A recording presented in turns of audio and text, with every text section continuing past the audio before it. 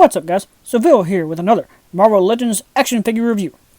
Today, I'm going to be talking about the Iron Man and Iron Spider 2-pack based on Avengers Infinity War. This box set is part of the 80th anniversary line and the only one to feature two figures that were previously released but now include minor updates. Each side of the box does have some new artwork featuring the characters, and on the bottom we have the fine print as well as the barcode.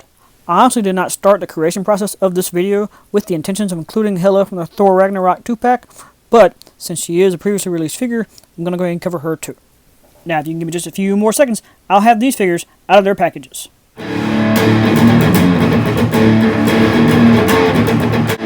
If you enjoyed this video, please give it a thumbs up and comment below. And if you want to see more from me, please subscribe and hit that notification bell. Now that I have all three figures out of their packages, I'm going to give each of them their own time on the spinner. That way you can see them all the way around. Starting with Iron Man. He pretty much is the same base figure that was in the Avengers Infinity War wave, but he's now been repainted to have a more metallic sheen to him and has a lot more accessories. I'll go into further details on the accessories later, but here you can already see just how much there is. Next up, we have Spider-Man in his Iron Spider armor. Once again, it is mostly the same base figure from the Infinity War wave, with the exception of a couple of changes. The paint, again, is more metallic. His wrists now have the gold gauntlets, and he comes with a Tom Holland head. Of course, the biggest addition is the spider legs on his back. And finally, we have Hela from Thor Ragnarock. Once again, she is very similar to the base figure that was part of the original Thor Ragnarock wave, but she has been repainted with the blacks and greens being more distinct than they were on the previous figure, and the colors have swapped. She does have more accessories that for some reason I didn't put on the spinner here, but we will take a closer look at them later. I'm cheating a little bit here because the Iron Man on the left is not actually from the main wave. Instead, it's the one from the 3-pack with Thanos and Doctor Strange.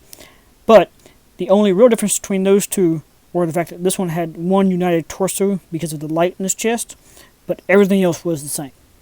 With that in mind, you can definitely see the difference in colors here, where the new one's a lot darker but more shiny at the same time. Beyond that, the real difference is in all the accessories. I think my favorite piece is the clear part that plugs into his back as a base to hold the outlying blasters. If used properly, it'll probably make for some really cool action shots. Without it, it does leave this small hole between his shoulder blades to plug into, but it's not really that noticeable. The extensions on his forearms were just extra pieces that can come off, and he does have a full regular arm underneath. Therefore, he can be reduced down to a basic Iron Man figure if you so desire. And now, moving on to Spider-Man, most of this figure is pretty much identical to the previous counterpart. Paint-wise, the red does seem a bit darker on the new one, and a little more shiny. Of course, the main update is to his back, where the new spider legs plug into his upper torso.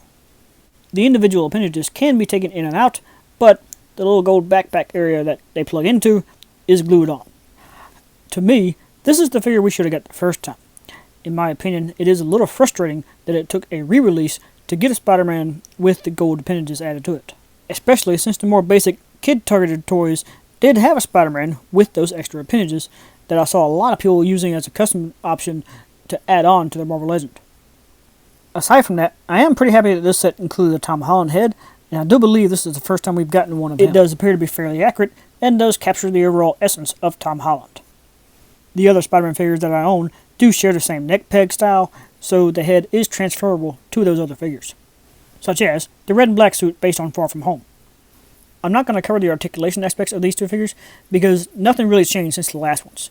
However, I will note that the Iron Spider appendages do have 4 points of articulation per each arm. And finally, it's time to talk about Hela from the Thor Ragnarock 2-pack. Now that I have this figure side by side with the one that came in the original Thor Ragnarock wave, you can see what I mean about the colors having a much deeper contrast, especially when it comes to the metallic sheen of the green. Like, it stands out immensely compared to the black now. The face sculpts haven't really changed that much beyond the different hair. Overall, I don't think the accuracy's really improved any, except maybe when it comes to the paint. Either way, no matter which head sculpt you're using, there's no question that it's based on Cate Blanchett. Of all the ones available now, I do think the one on the right, with her hair in front of her face, is my favorite. To me, it makes her look more sinister and more devious. Especially once it's coupled with her other accessories, the hand that's holding the Thor hammer, as well as the little fire effect for her other wrist. This is most likely how she'll stay posed on the shelves in my collection. So with all that said, it's time to run all three of these figures through my guidelines for a complete and fair review. As stated, all 3 of these figures do use the previously released base, however, they are still highly detailed and incredibly accurate. Both Iron Man and Spider-Man do have more than 20 points of articulation, but Hela does not, and it does kind of lead to a balance issue with her too.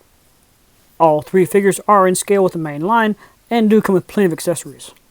I didn't really have any quality control issues with any of the figures, however, accessibility is probably an issue for the Iron Man and Spider-Man pack, as I've only seen it once, and that's the pack I'm reviewing, which has led to some price gouging on the aftermarket for that pack.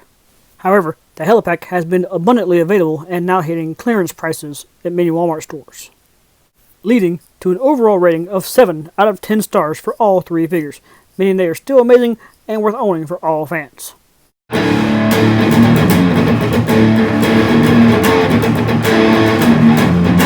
Thank you guys for watching, and if you like this video, get over here! And subscribe to Civilian Collectibles.